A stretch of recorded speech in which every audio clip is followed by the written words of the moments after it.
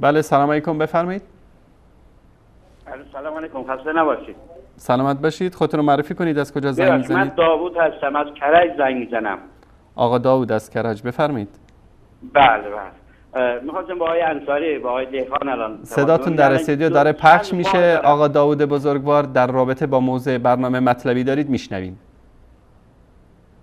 آقای انصاری شما خودتون هستین صحبت میکنید؟ بله جان، بفرمایید.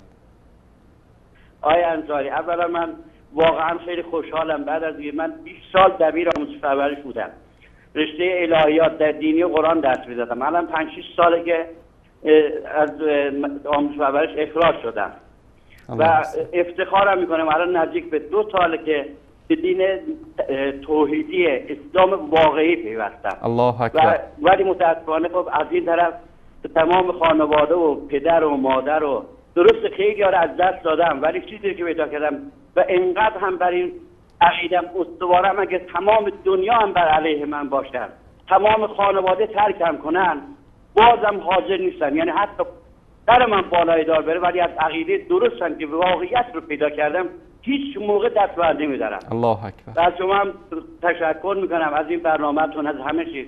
و واقعا این چیزایی که میگین، ببین حالا که کسی از اینون شنیده باشه، ولی من به یقین رسیدم که این چیزایی که درست کردم واقعا یه چیزی که برای اینکه مردم رو و متأسفانه یقین بدونین که مردم یه روز بیدار میشن.